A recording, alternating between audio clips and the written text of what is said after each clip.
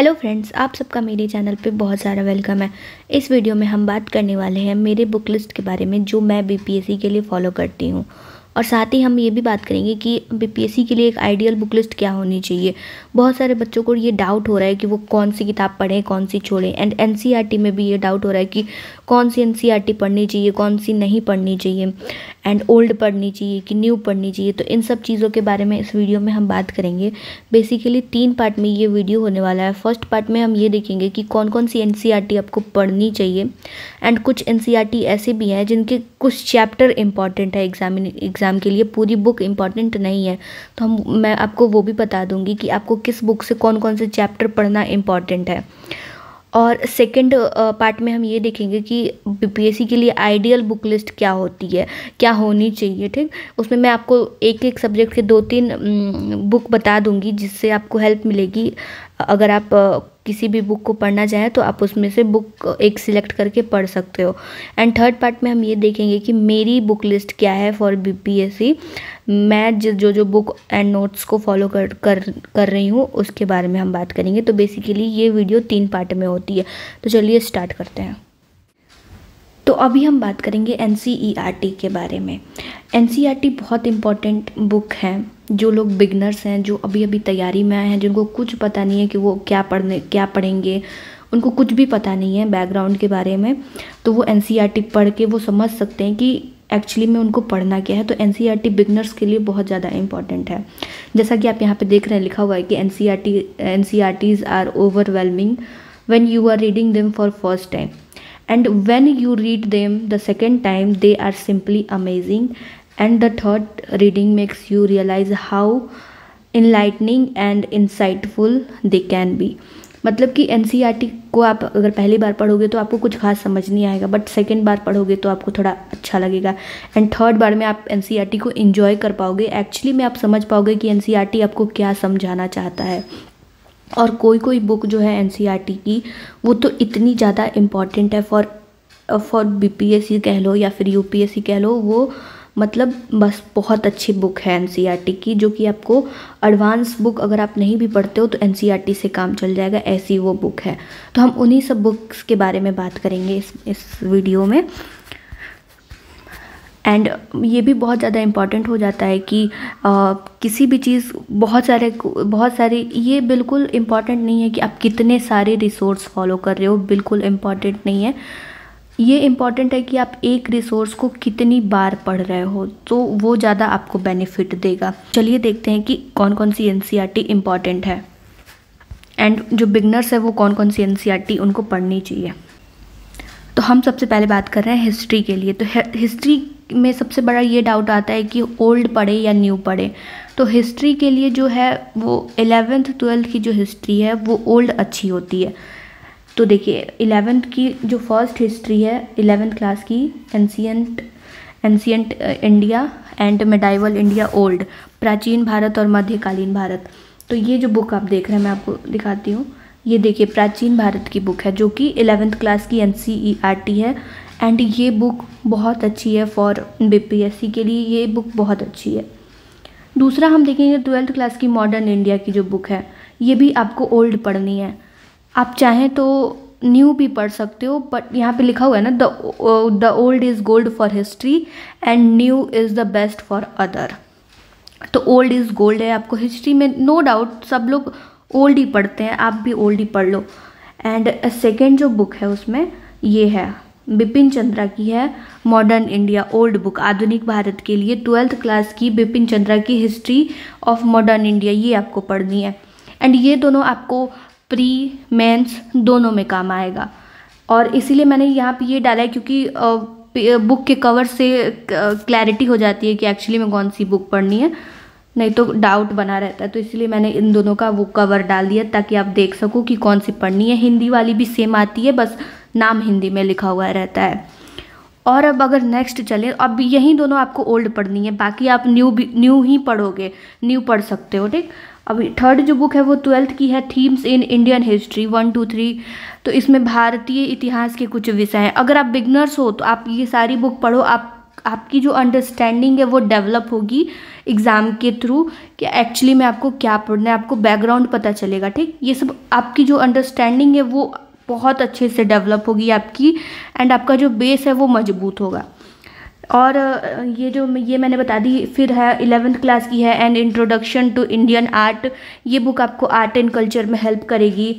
ये वाला भी living craft and craft tradition of India, Bharat की जीवित शिल्प परंपराएं।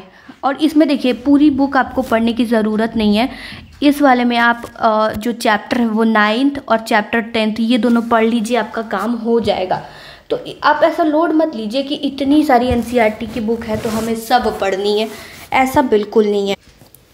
एनसीईआरटी की बुक इम्पॉर्टेंट है, बट कोई कोई बुक ऐसा है जिसको आप पूरा नहीं भी पढ़ोगे तो चलेगा, उसके कुछ चैप्टर्स इम्पॉर्टेंट है। जैसा कि ये 11th क्लास की जो बुक है वो आप उसमें आप चैप्टर 9th और 10th पढ़ लोगे तो आपका काम हो जाएगा। एंड फिर क्लास 9th की है भारत और समकालीन विश्व, Indian and the contemporary world. तो फिर उसके बाद जो नेक्स्ट बुक है India and the contemporary world, ये भी 9th क्लास की बुक है, ये भी आप पढ़ सकते हो। 10th की जो बुक है वो India and the contemporary world है।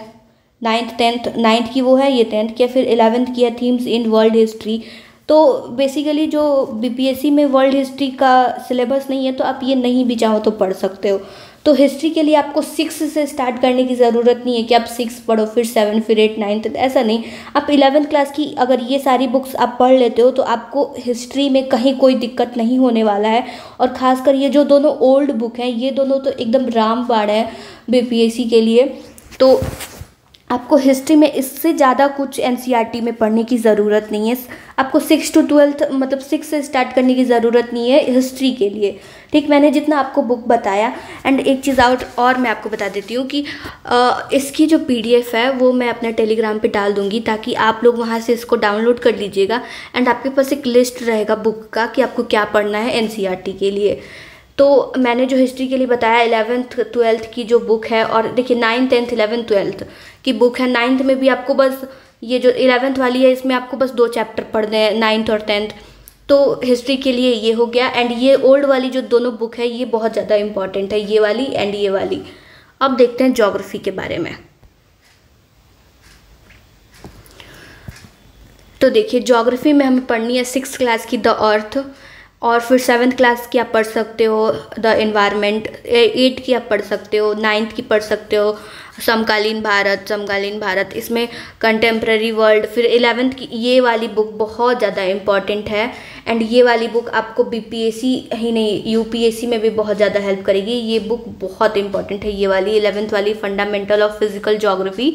ये बुक आप अगर इस फील्ड में आए हो तो ये सारी बुक आपके पास होनी चाहिए। ये वाली मैं खासकर इसके बारे में बात कर रही हूँ। एंड हिस्ट्री में वो जो दो ओल्ड वाली थी वो वाली, देखिए हिस्ट्री में वो जो 2 ओल्ड वाली थी वो आपके पास होनी चाहिए। एंड ज्योग्राफी में 11th क्लास की जो फंडामेंटल ऑफ फिजिकल ज्योग्राफी है ये आपके पास होनी चाहिए हमेशा।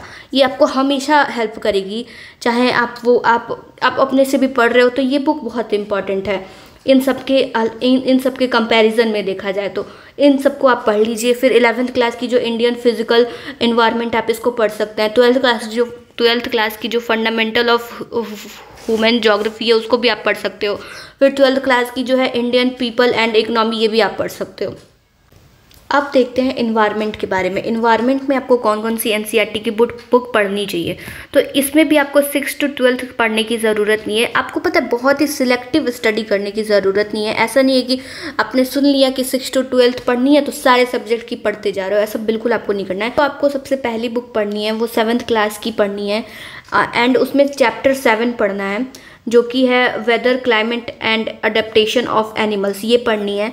एंड चैप्टर 9 पढ़नी है, मिट्टी के बारे में है जो वो पढ़नी है। मतलब 7th क्लास की बुक में आपको ज़्यादा पूरा बुक पढ़ने की ज़रूरत नहीं है, बस आप चैप्टर 7 पढ़ लो एंड चैप्टर 9 पढ़ लो, बस आपका हो जाएगा। उसके बाद आते हैं एक सेकेंड बुक पे जो है 8 क्लास की बुक, जिसमें कि आपको चैप्टर 1 पढ़ना है crop and production and management, chapter 5 पढ़ना है कोल एंड पेट्रोलियम, चैप्टर 7 पढ़ना है conservation of plant and animal, chapter 18 पढ़ना है pollution and air and water. यही चैप्टर आपको पढ़ना है। जैसे कि इसमें चैप्टर 1 में फसल उत्पाद और प्रबंधन, और 5 में कोयला और पेट्रोलियम, 7 में पौधे और जानवरों का संरक्षण, और चैप्टर 18 पढ़ना है वायु और जल का प्रदूषण।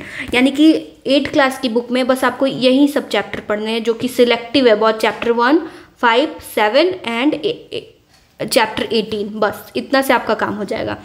एंड जो 3rd बुक है वो है 9th क्लास की बुक। 9th क्लास की बुक में भी आपको पूरा बुक पढ़ने की ज़रूरत नहीं है, आप उसमें चैप्टर 14 पढ़ सकते हैं, जो कि है नेचुरल रिसोर्सेज। इससे बहुत ज़्यादा क्वेश्चन आते हैं बीपीएससी में, और खासकर बिहार के संदर्भ में जो चीज़ें होती हैं उससे भी आते हैं। मैं आपको लास्ट में बिहार स्पेशल की भी सारी बुक के बारे में बताऊँगी, बट पहले एनसीईआरटी की देखते हैं। और जो नेक्स्ट बुक है वो है 10th क्लास की। इसमें भी आपको पूरा बुक पढ़ने की ज़रूरत नहीं है, आप इसमें चैप्टर 14 पढ़ सकते हैं, चैप्टर 15, चैप्टर 16। 14 में जो है सोर्स ऑफ एनर्जी है, 15 में आवर एनवायरनमेंट है, 16 में मैनेजमेंट ऑफ नेचुरल रिसोर्सेज है। बस आपको यहीं पढ़ने की ज़रूरत है, पूरा बुक पढ़ने की आपको बिल्कुल भी ज़रूरत नहीं है। एंड अब चलते हैं नेक्स्ट बुक पे है, जो कि 12th की बुक है। एंड बायोलॉजी का लास्ट 4 चैप्टर आप पढ़ लोगे तो आपका काम हो जाएगा बायोलॉजी के लिए। फिर आपको फिर इसके बाद आपको साइंस में इन्वायरमेंट के लिए किसी भी चीज़ को पढ़ने की ज़रूरत नहीं पड़ेगी। नेक्स्ट अब हम देखते हैं पॉलिटी के बारे में। पॉलिटी की एनसीईआरटी की बुक आप कौन सी पढ़ सकते हैं? देखिए, पॉलिटी में सबसे ज़्यादा ज़रूरत होती है ना कि आपको आपका जो अंडरस्टैंडिंग लेवल है वो आपको होना चाहिए कि एक्चुअली भारत की जो शासन व्यवस्था है वो चल कैसे रही है। तो इसके लिए आप सारी बुक्स पढ़ना चाहो तो पढ़ सकते हो, जैसे कि 6th की पढ़ सकते हो, 7th, और बहुत ही छोटी पतली पतली बुक है, आप एक एक दिन में एक एक पढ़ जाओगे, कोई भारी नहीं है। फिर 8 की आपको पढ़नी है, 9th, 10th, 11th की 2 है वो भी पढ़नी है, ये इंपॉर्टेंट है। ये वाली इंडियन कॉन्स्टिट्यूशन एट वर्क, ये इंपॉर्टेंट है। एंड 12th की ये भी इम्पॉर्टेंट है, एंड ये भी आप पढ़ लो। तो 12th की पॉलिटी के लिए आप ये सारी बुक्स पढ़ सकते हो जो मैंने अभी बताया, 6, 7, 8, 9, 10th, 11th, 12th, ये पूरी पढ़ सकते हो। एंड बहुत ही आप जल्दी कंप्लीट कर लोगे, बहुत ही पतली पतली बुक्स हैं। अब चलते हैं इकोनॉमिक्स में। इकोनॉमिक्स में आपको पढ़नी है 9th की बुक, जो कि अर्थशास्त्र जिसका नाम है। फिर 10th पढ़नी है, 11th एंड फिर 12th की। तो यही 4 आपको बुक इकोनॉमिक्स में पढ़नी है। अगर आप एनसीईआरटी पढ़ना चाहते हो तो ये 4 बुक्स आप पढ़ सकते हो। तो बस ये हो गया। अब देखते हैं सोशियोलॉजी के बारे में। तो आपको सोशियोलॉजी में 11th की पढ़नी है। 11th की 2 है, एक सोशियोलॉजी है, अंडरस्टैंडिंग सोसाइटी है, और 12th में है इंडियन सोसाइटी, एंड 12th में है social change and development in India. ये जो बुक है आपको एसे राइटिंग में बहुत ज़्यादा हेल्प करेगी। तो ये बुक आपको एसे राइटिंग में बहुत ज़्यादा हेल्प करेगी, तो उसके लिए आप इसको पढ़ सकते हैं। अब देखते हैं साइंस के लिए आपको कौन सी बुक पढ़नी है। तो देखिए, साइंस के लिए आपको पढ़नी है 6th की जो साइंस है वो। एंड साइंस देखिए बीपीएससी में पूरा उतना भी डिटेल में नहीं पूछता है, मतलब आपको साइंस का बेसिक नॉलेज होना चाहिए। ये चीज़ आपको ये जो भी आप पढ़ रहे हो वो आपको आपके जो सिलेबस है उसके अनुसार ही पढ़नी है, ज़्यादा कुछ नहीं पढ़ना है। तो इस सिलेबस में भी लिखा हुआ है कि बेसिक अंडरस्टैंडिंग होनी चाहिए। तो आप इसमें 6th की साइंस पढ़ सकते हो, 7th की पढ़ सकते हो, 8, 9th, 10th, 11th and 12th। And 11th, 12th की जो बायोलॉजी है उसके लिए आपको यूनिट 4 एंड 5, एंड जो 12th की जो बायोलॉजी है उसमें यूनिट 8, 9th एंड 10th यही पढ़ने की ज़रूरत है। इससे ज़्यादा आपको साइंस में पढ़ने की ज़रूरत नहीं है बीपीएससी के लिए। तो मैंने आपको बता दिया। देखिए, साइंस में आपको जो 11th की जो बुक है उसमें बायोलॉजी की जो बुक है उसमें यूनिट 4 एंड 5 यही दोनों पढ़ना है। एंड 12th में आपको बायोलॉजी में जो पढ़ना है वो यूनिट 8, 9 एंड 10th यही पढ़ना है बस। इसके अलावा और किसी भी चीज़ को आपको और मतलब इसकी अगर आप एनसीईआरटी पढ़ रहे हो तो एनसीईआरटी में बस इतना ही पढ़ने की ज़रूरत है, और पढ़ने की ज़्यादा ज़रूरत आपको नहीं है साइंस में। तो मैंने आपको हर सब्जेक्ट के बारे में बता दिया कि एनसीईआरटी की कौन सी बुक सबसे ज़्यादा इंपॉर्टेंट है एंड कौन कौन से चैप्टर इंपॉर्टेंट है।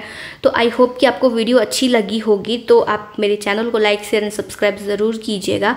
एंड अगर कोई क्वेश्चन होता है तो आप मेरे टेलीग्राम पे मैसेज कर सकते हैं या फिर आप कमेंट कर सकते हैं। एंड पार्ट 2 में मैं आपको बताऊंगी, क्योंकि वीडियो बहुत ज़्यादा लंबी हो गई है, पार्ट 2 में आपको बताऊंगी कि ऑथेंटिक सोर्स जो एडवांस बुक होते हैं जो एनसीईआरटी के बाद आपको जो पढ़ना चाहिए रेफरेंस बुक के रूप में, उसमें आपको कौन कौन से बुक पढ़ने चाहिए। एंड उसमें ही मैं आपको अपने रिसोर्सेज के बारे में भी बता दूंगी।